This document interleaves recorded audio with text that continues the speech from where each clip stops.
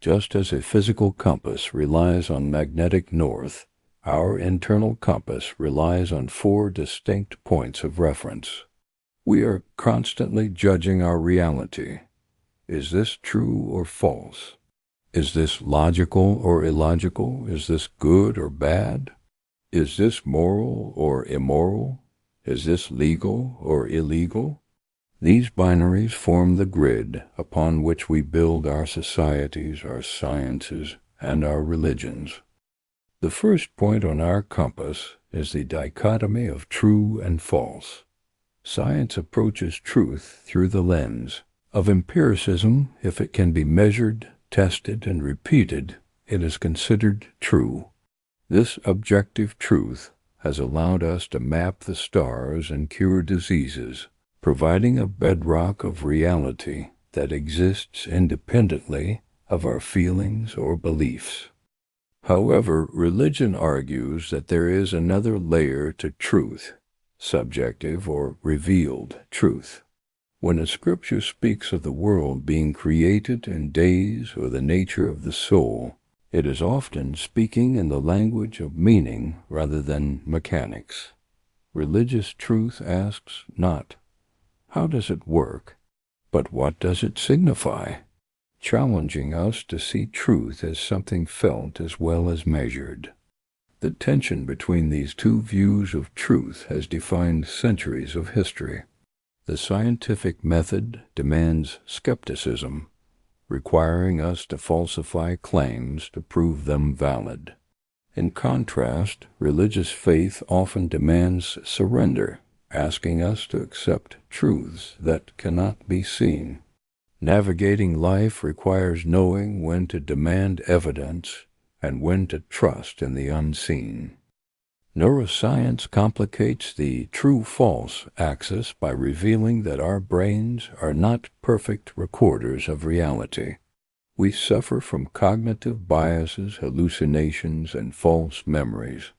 Science tells us that what we perceive as true is often a mental construction, aligning surprisingly well with the Buddhist concept of Maya illusion, which teaches that the material world is a veil obscuring deeper reality. Closely linked to illusion is the concept of relativity and judgment. We often assume our sensory inputs represent the absolute state of the world, yet science proves that observation is relative to the observer. Consider the sun. To the human eye on Earth, atmospheric scattering makes it appear yellow or red, while in the vacuum of space it is a stark white. Biology further fragments this truth. A person with color blindness navigates a different visual reality than someone with standard vision, just as a honeybee perceives ultraviolet patterns on a flower that are completely invisible to humans. These variances teach us that judgment is not a view from nowhere, but a view from somewhere constrained by the limitations of the specific eyes looking back at the world. Moving to the second point of the compass, we encounter the logical versus the illogical. Logic is the architecture of reason. From an evolutionary standpoint, logic is a survival mechanism. It helps us predict patterns. If I touch fire, I get burned. Yet, life itself often defies logic. The very existence of the universe, something, appearing out of nothing, is a logical paradox that baffles both theologians and cosmologists. Science has discovered that at the quantum level, particles can exist in 2 places at once, defying the classical logic that governs our daily lives. Religion often dwells comfortably in the realm of the illogical or the translogical. The concept of a miracle is, by definition, a suspension of logic and natural law. Stories of parting seas or healing touch are not meant to be logical equations. They are disruptions of the ordinary, suggesting that the universe is more elastic than our reason allows. Consider the human capacity for self-sacrifice. From a strictly logical evolutionary perspective, dying to save a stranger makes little sense. It terminates one's genetic line. Yet we regard this illogical act as the highest form of humanity. Here the compass spins, proving that sometimes the irrational choice is the most profoundly human one. The Age of Enlightenment promised that logic would solve all human problems, but history has shown otherwise. Pure logic, devoid of emotion, can lead to cold utilitarianism. We need the illogic of art, poetry, and mythology to capture the full spectrum of the human experience, filling the gaps that raw calculation leaves behind. The third direction on our compass is the distinction between good and bad. In a biological sense, good is often synonymous with beneficial or pleasurable. Food is good. Warmth is good. Our dopamine systems reward us for behaviors that promote survival, creating a chemical baseline for what we perceive as positive. Secular philosophy often frames good through utilitarianism, the greatest happiness for the greatest number. In this view, actions are not inherently holy or sinful. They are simply measured by their outcome. If a technology cures cancer but creates pollution, science weighs the good against the bad in a calculation of net benefit. Religion, however, frequently defines good not by outcome, but by alignment with the divine.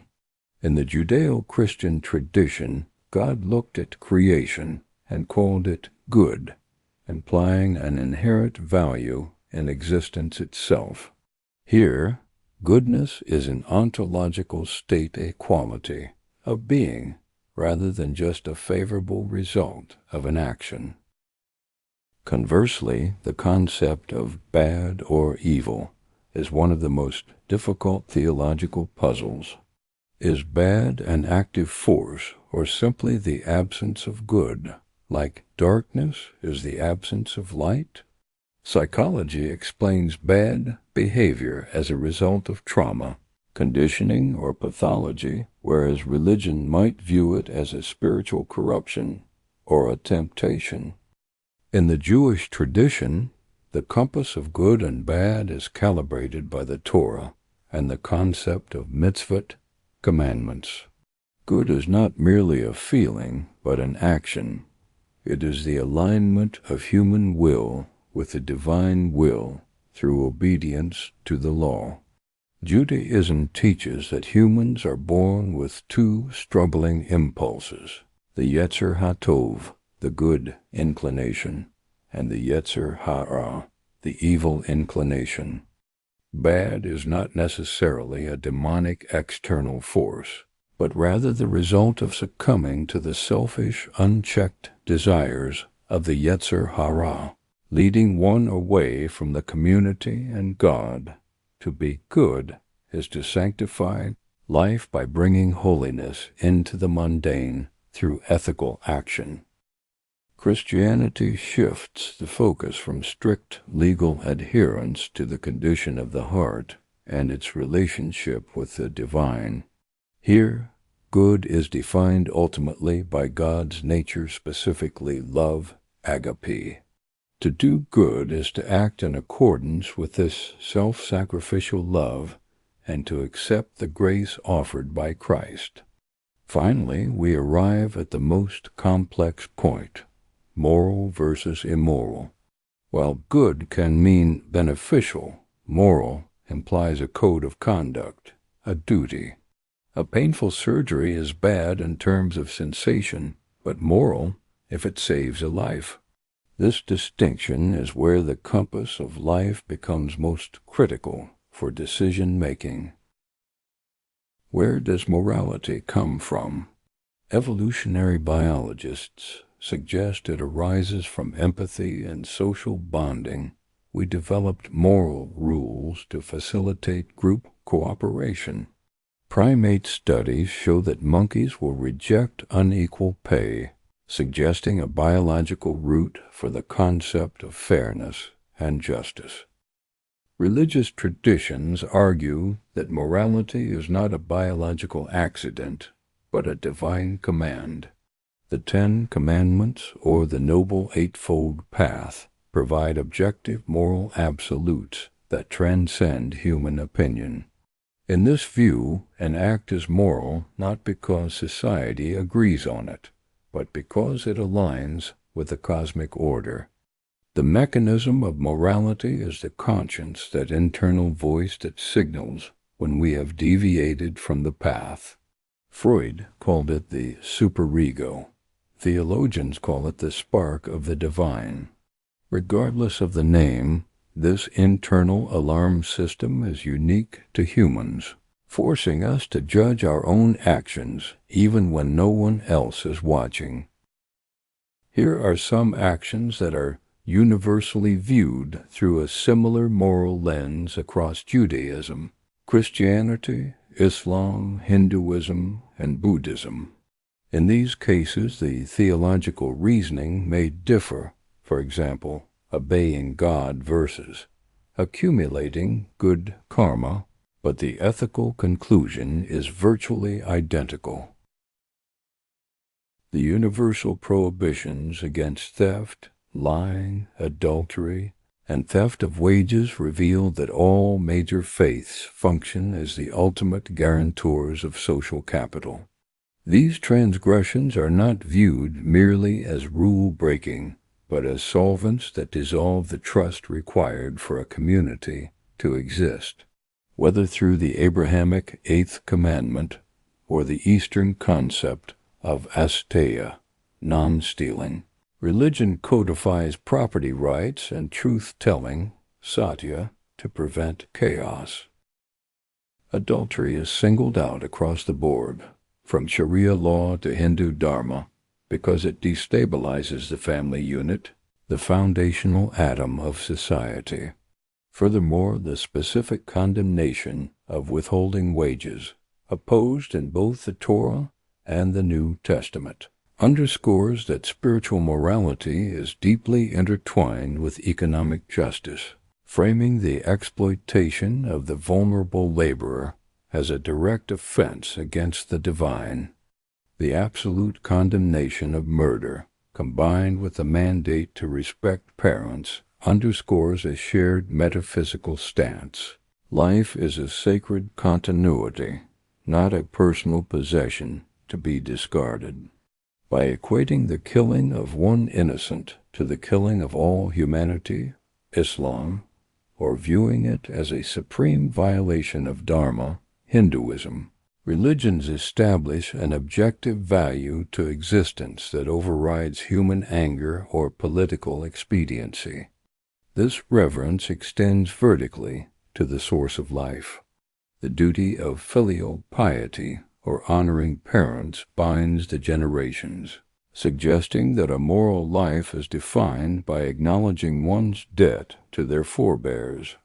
Thus, bad actions in this category are those that sever the chain of being, whether by extinguishing a future, murder, or dishonoring the past, neglecting elders. Finally, the identification of pride as a root evil, and the corresponding obligations of charity, hospitality, and compassion points to a universal consensus that the ego is the primary enemy of spiritual progress. Whether termed pride in Christianity, the deadliest sin, or ahamkara in Eastern traditions, the elevation of the self above the whole is seen as a delusion that generates suffering. The religious insistence on hospitality, the guest is God, and charity, zakat, dana, serves as a mandatory corrective to this selfishness, forcing the individual to lower their boundaries and redistribute their resources. Therefore, the bad is not just the harm done to others, but the internal state of the perpetrator, a hardening of the heart that rejects the golden rule and prioritizes the I over the we. There are some human actions that perceived as good or bad, moral or immoral, or in between by different faiths include alcohol consumption, contraception, charging interest, usury, eating meat, divorce, cremation, disposal of the dead, celibacy, voluntary singleness, religious iconography, making images of the divine, gambling, polygamy, polygyny. The religious divergence on consumption and biological control, alcohol, meat, contraception, celibacy, underscores a fundamental disagreement on whether the physical body is a divine gift to be enjoyed, while Islam and Buddhism frame it as an impediment to moral or mental clarity, a tool of Satan, or hindrance to mindfulness. Catholicism and Judaism elevate it to a sacramental necessity, viewing the substance itself as neutral or holy and the abuse of it as the sin. Similarly, the ethics of meat consumption reveal a split between viewing animals as fellow souls to be protected, Hinduism, Buddhism, versus resources to be stewarded, Abrahamic faiths. This suggests that religious morality regarding the body is not universal but strictly contingent on the faith's metaphysical goal. Whether one aims for earthly propagation and stewardship or ascetic liberation from the physical world. The regulation of social and economic structures, usury, gambling, polygamy, divorce, highlights the tension between maintaining strict dogmatic purity and adapting to practical human realities. While texts may claim eternal truth, their application often bends to economic necessity, as seen in the evolution of usury. What was once a universal ban in Christianity and a strict prohibition in Islam has morphed into a modern acceptance or complex workaround like the Jewish heder iska to survive in a global economy.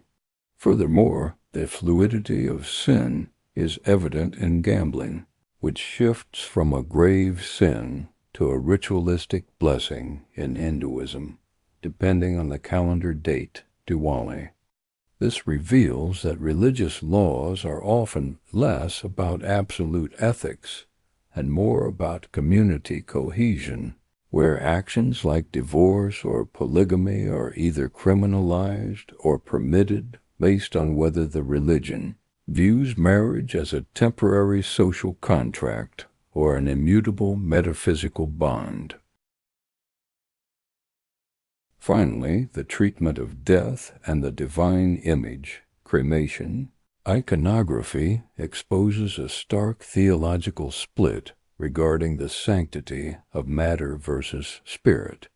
The debate over cremation liberation for Hindus versus mutilation for Muslims and Orthodox. One seeks to destroy the physical vessel to free the soul, while the other seeks to preserve it for physical resurrection. This conflict extends to iconography, where the use of physical statues is condemned as blasphemous idolatry in aniconic faiths, Judaism, Islam, but embraced as a necessary window to heaven in others, Hinduism, Catholicism. Ultimately, these controversies demonstrate that religious conflict often stems not just from different rules, but from fundamentally incompatible definitions of reality. Specifically, whether the material world is a barrier to the divine or the very medium through which it is revealed. From a scientific perspective, the religious divergence on physical actions like diet, alcohol, and sex often correlates with ancient public health necessities and resource management rather than purely metaphysical truths. Anthropologists suggest that dietary taboos, such as the prohibition of pork in the Middle East, likely originated as protective measures against parasites like trichinella in hot climates whereas the sacred cow in India protected a vital source of milk and agricultural labor. Similarly, the conflicts over polygamy and contraception mirror the biological tension between two evolutionary strategies: maximizing genetic spread, polygyny, versus ensuring high resource investment per offspring, monogamy family planning. Science views the body as a vessel debate not as spiritual dualism, but as a struggle between the brain's primitive limbic system, which seeks immediate dopamine gratification, and the prefrontal cortex, which plans for long-term survival. Therefore, these religious laws can be critiqued as codified survival heuristics that allowed specific populations to adapt to their unique environmental constraints. The psychological dimensions of rituals, such as cremation, iconography, and gambling, reveal humanity's universal need for cognitive closure and anxiety management. Neurotheology suggests that engaging with physical icons or specific burial rites helps the human brain process the abstract trauma of death by anchoring it in tangible, controllable sensory experiences. Conversely, the specific sin of gambling exploits the brain's mesolimbic reward system through variable reinforcement schedules, the same mechanism that makes it a ritualistic blessing when reframed culturally during festivals like Diwali. The window to heaven provided by icons utilizes the brain's visual cortex to make abstract theological concepts accessible, while aniconic faiths rely on abstract cognition, which requires different neural pathways. Thus, scientific analysis critiques these dogmas as methods of regulating human neurochemistry to maintain individual mental stability in the face of existential uncertainty. Regarding the universal moral agreements on murder, theft, and lying, evolutionary psychology interprets these not as divine mandates but as successful adaptations for group cooperation known as reciprocal altruism. In the context of game theory, societies that enforce strict rules against defectors, those who murder, lie, or steal, consistently outlast chaotic groups because they build the high-trust environments necessary for complex trade. The universal prohibition on wage theft and the mandate for charity function as homeostatic mechanisms that prevent resource inequality from reaching levels that would trigger societal collapse or violent revolution. Even humility serves a sociological function by reducing status competition that leads to internal conflict within the tribe. Consequently, science validates these universally good actions as empirically necessary social contracts that allow the human species to thrive in interdependent communities. A major modern conflict involves moral relativism, the idea that morals are culturally dependent. Science often supports this by showing how different cultures evolve different taboos. However, most religions argue for moral absolutism, that murder or theft is wrong regardless of the time, place, or culture. Today, science is entering the moral arena through bioethics. We can edit genes, clone animals, and create artificial intelligence. Just because we can true logical, does it mean we should moral? The compass of life is essential here.